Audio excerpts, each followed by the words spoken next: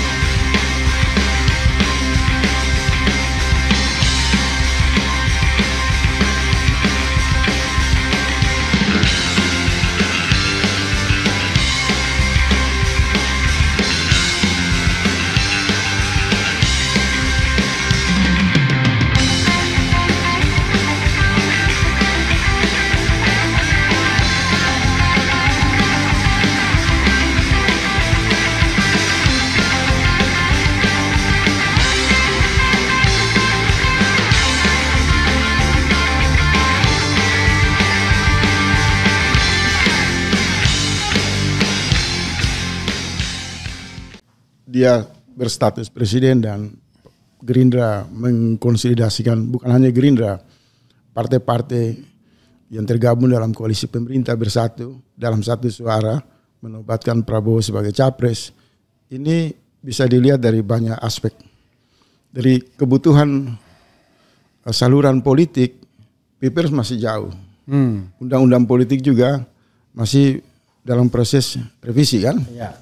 Itu pun belum jelas revisinya. Momentum, instrumen, kebutuhan itu tidak tersedia untuk menampung suara Gerindra dan partai-partai yang menobatkan Prabowo sebagai calon presiden 2029. Dari sisi etika bernegara, pengumuman ini membuat pandangan publik terhadap negara, lebih khusus Prabowo dalam kedudukan sebagai presiden dan sebagai kepala negara, itu menjadi terdistorsi, bias, menjadi kacau balau. Sehingga rakyat kemudian menemukan ada dua masalah yang sama ini. Sama dengan kasus perpindahan ibu kota negara kan? Ya. Sama-sama ini. Rakyat melihat apakah di Jakarta itu berkedudukan di sana Presiden Republik Indonesia atau calon Presiden Republik Indonesia. Ini bingung ini kepala daerah, bupati, camat, struktur di bawahnya. Itu akan kehilangan pemahaman yang terang. Kalau dia sebagai calon presiden, sebagai presiden, maka dia diikat oleh sumpah jabatan, dan seorang presiden yang ideal itu tidak boleh ada titipan, titipan kepentingan anak, istri, kelompok, apalagi titipan kepentingan permufakatan politik yang bertujuan hanya satu, perburuan kekuasaan calon presiden.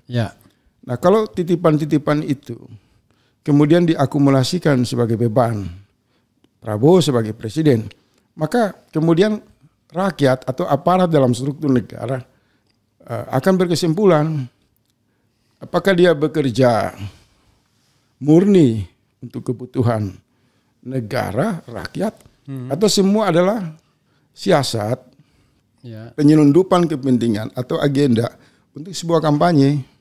Kampanye terselubung selama 5 tahun. Kan? Dan kalau dilihat komposisi kabinet yang terdiri dari banyaknya perwakilan partai politik dan lebih cenderung pada kompromi Jokowi dan Prabowo di sana, maka ini bukan nama kabinet, ini tim sukses. Tim sukses dengan jaket, dengan nama kabinet yang kerjanya ya sudah sepakat garong sebanyak-banyaknya, rampok sebanyak-banyaknya, semua peluang tersedia diambil sebanyak-banyaknya, karena hukum tidak akan bisa ditegakkan. Hukum akan lumpuh Kenapa? Karena yang memimpin itu bukan presiden, calon presiden. Maka mereka menangkan aja nanti Prabowo lagi 2029. Ya. Maka semua atas nama tujuan kepentingan pribadi Prabowo, kebocoran anggaran terjadi di mana-mana. Kalau Prabowo mengatakan, ada kebocoran keuangan, Kementerian Keuangan, BUMN atau kementerian lain, para menteri-menteri itu akan mungkin menjawab. Kebocoran ini dengan terpaksa dilakukan karena demi melayani kepentingan Bapak, mengamankan kepentingan Bapak agar mulus 2029 kembali berkuasa. Nah, ini distorsi kan? Ya. Itu dari sisi hubungan Prabowo selaku presiden dengan publik, dengan struktur di bawahnya, maupun Prabowo sebagai calon presiden. Nah, di luar kekuasaan itu justru lebih parah lagi. Orang-orang akan datang menemui Prabowo tidak dalam kedudukannya sebagai presiden, tapi sebagai calon presiden. Kenapa? Karena pada wilayah itu sudah mereka pahami Prabowo lebih suka. Ya. Karena itu pada sentimen atau kepentingan pribadi, maka akan berbondong-bondong ini orang ke Hambalang, ke istana kan, datang satu persatu memberi dukungan. Karena hampir semua elit partai sudah memberi dukungan. Seluruh menteri di kabinet sudah memberi dukungan. Mungkin akan ada upacara-upacara militer. TNI dan Polri bersatu dukung calon presiden Prabowo Subianto. Maka ini lelucon yang berakibat fatal dapat memicu ketidakpastian dalam bernegara, kekacauan di dalam bernegara. Dan kalau muncul fenomena pembahasan menyangkut posisi Prabowo itu lebih cenderung sebagai calon presiden, maka 5 tahun sampai ke depan itu Indonesia ini autopilot. Dipimpin oleh calon wakil presiden yang tidak ada dalam landasan konstitusi dan undang-undang. Dianggap transisi. Ya. Ini faktor etika, morality, pandangan-pandangan yang berkembang. Pandangan yang ketiga, yang sangat berbahaya. Karena presiden itu kan harus memberi keteladanan. Dia tidak sekedar istilah ketatanegaraan, punya moral, dasar moral yang kuat untuk memandu satu bangsa, rakyat dalam kehidupan keteladanan. Ya. Dan lebih khusus kepada struktur atau cabang-cabang kekuasaan yang dipimpinnya. Nah, nanti akan muncul menurut saya, karena mereka melihat presiden menggunakan jabatannya, posisi kabinetnya, pengaruhnya, sebagai tim sukses siluman untuk kepentingan 5 tahun akan datang, maju calon presiden, maka akan diikuti oleh gubernur di bawahnya. PDIP misalnya, bisa Pramono melakukan konsolidasi di DKI Jakarta. Ya. Mengikuti cara yang sama. Semua kepala-kepala dinas diarahkan, dikumpulkan kepada satu wilayah. Kemudian PDIP mengumumkan Pramono siap maju sebagai calon presiden. Ya kan? Penggunaan infrastruktur terbatas, tapi Pramono Anung mendapatkan jalan yang sama. Kalau Prabowo bisa melakukan itu, maka saya juga sebagai gubernur bisa menggunakan fasilitas negara di level daerah untuk juga mengumumkan ke publik. Saya bekerja sebagai gubernur dan sekaligus sebagai calon Presiden Republik Indonesia 2029. Ya. Nah, semangat itu juga akan tumbuh di Gubernur Maluku, Gubernur Papua, Gubernur Aceh, Gubernur Jawa Timur, Jawa Tengah. Maka apa yang terjadi? Organisasi negara menjadi kacau balau yang mestinya mereka bekerja menempatkan kepentingan rakyat di atas seluruh kepentingan pribadi itu berubah menjadi perlombaan, perburuan kekuasaan dengan menyelundupkan seluruh kepentingan pada program kebijakan yang mereka lakukan.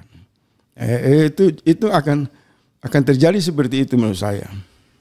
Jadi mereka yang seharusnya bekerja untuk rakyat karena sudah terpilih, akibatnya tidak akan melakukan itu sepenuh hati. Karena setiap langkah harus selalu dihitung apakah akan mendongkrak elektabilitas untuk 5 tahun ke depan atau tidak. Dan sepertinya Prabowo sudah melakukan itu kan, yang dia memberikan contoh yang buruk. Iya, yang dia banggakan salah satunya adalah bahwa rakyat puas 81% berdasarkan survei itu di dunia internasional. Jadi di satu sisi dia mengatakan korupsi itu bukan zaman saya, tapi rakyat sudah puas. Jadi tadi itu ya. Ya, maksudnya banyak persepsi untuk menilai perusakan bernegara dengan penobatan Prabowo sebagai calon presiden itu. Itu tidak sekedar satu deklarasi yang bisa diterima biasa-biasa saja. Karena dia sudah memulai, ini kan tersembunyi di balik kalimat calon presiden itu. Artinya mari kita hancurkan Indonesia. Ini saya Prabowo, saya didukung oleh semua kekuatan yang ada di sekitar saya. Saya mau lakukan sesuka-suka saya aja kan. Saya tidak fokus kepada tujuan negara, tapi saya fokus kepada bagaimana saya terpilih kembali. Itu kan yang sebenarnya tersirat dari hawa nafsu politik di belakang kalimat penobatan calon Prabowo sebagai presiden 2029. Dan Anda melihat nggak juga bahwa ini kepentingan elit-elit yang berada di sekitar Prabowo untuk tetap eksis. Sudah pasti. Jadi dengan menyogok, ini kita pakai bahasa itu, dengan menyogok Prabowo dengan ucapan bahwa Anda calon presiden, maka kemudian yang terjadi adalah semua itu pengen tetap di posisinya masing-masing tanpa berpikir mau melakukan yang baik buruk itu terserah dia. Yang paling penting adalah posisi tetap. Iya, SBY, PAN, Golkar, semua partai, bahkan Jokowi kan, semua berbaris dalam satu sikap yang sama mendukung Prabowo 2029. Nah, nanti itu dimensi yang banyak dibicarakan soal apakah dia peluangnya sesuai harapan atau ada pesaing lain. Saya nggak mau masuk di wilayah itu. Saya masuk etika dan amanat dalam sumpah jabatan saja. Dan itu objektif. Karena kalau kita berkalkulasi apakah jalan ini mulus, menurut saya ada banyak faktor. Ada bisa gangguan kesehatan, bisa gangguan destabilitas, bisa di tengah jalan juga karena mungkin yang nyolong lebih banyak kelompok ini merasa nyolongnya kurang, kemudian bertengkar urusan pembagian proyek, maka koalisi itu bisa bubar. Jadi saya nggak mau masuk lihat peluang dia jadi atau tidak jadi. Tetapi Bang Rev, kita berhadapan dengan satu model kekuasaan yang kehilangan rasa malu, mabuk dan teler kenikmatan lezatnya itu kekuasaan sendiri. Lupa dengan janjinya sudah langsung. Lupa diri. Ucapan dan tindakan semakin hari semakin terang terlihat, sangat berjarak jauh. Kemudian menurut saya individu, masyarakat harus mengambil posisi yang waspada. Karena hari ini kita sudah tidak punya calon presiden, kita punya calon presiden. Jadi mentally dia akan lebih tampil sebagai calon presiden. Pasti. Sehingga yang dilakukannya adalah ukuran apakah akan mendongkrak popularitas atau elektabilitasnya atau tidak. Iya, pasti. Dan dia ukur betul itu. Makanya karena sudah ada lembaga survei yang memulainya. Iya, pasti. Jadi tabrakan antara kemestian, keharusan untuk menegakkan cita-cita Indonesia yang sebenarnya sederhana kan. Negara dioperasikan untuk mewujudkan rasa keadilan dan kemakmuran. Kalau saya saya lebih percaya seorang presiden yang mendeklarasikan bahwa dia hanya satu periode dan saya akan bekerja untuk satu periode itu yang full 5 tahun. Idealnya begitu. Atau dia mengatakan saya bekerja dengan tulus dan menjauhkan diri saya dari seluruh kepentingan elit partai. Saya bersama rakyat dan tidak berambisi untuk melanjutkan kekuasaan dengan menggunakan fasilitas. Tetapi kalau kinerja saya baik, rakyat objektif juga mendukung, saya pertimbangkan. Ya kan? Artinya dia seorang negarawan. Kalau ini kan tidak tanya rakyat lagi kan? Kalau model-model ini sebenarnya kalau mau ditarik dalam pembahasan ilmu pengetahuan yang objektif, yang penglihatannya tidak didasari oleh bias kepentingan apapun, maka kita bisa sampai pada satu kesimpulan yang sering saya bilang itu.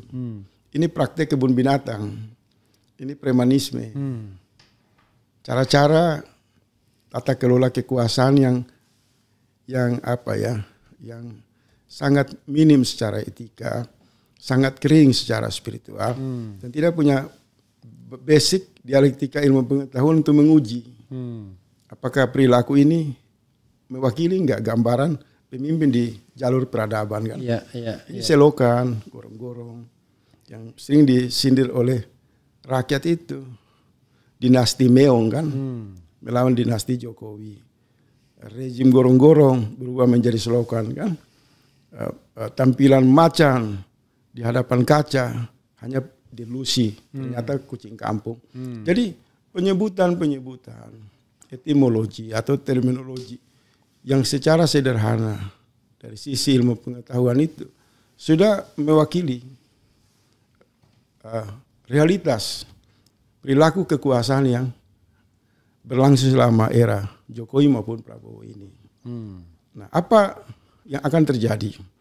Sekarang ini kan kita lihat banyak kaum muda yang agresif dan progresif, yang memiliki sumber daya hebat, dengan terpaksa memunculkan satu deklarasi perlawanan secara tegas dengan mengusung tagar pindah, lebih baik kabur aja dulu. Nah, ada semacam upaya menghindar, bermigrasi ke negara-negara tetangga untuk menemukan ketenangan, peluang usaha, menemukan peradaban.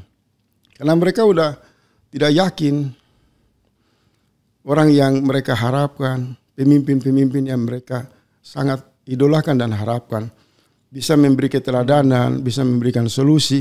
Justru hari-hari lingkar kekuasaan itu sibuk dengan perebutan kepentingan di antara mereka. Rakyat terabaikan. Jadi kita memasuki satu era omon-omon di mana apa yang dimaksud negara itu adalah ucapan yang berubah-berubah yang tidak bisa dipertanggungjawabkan.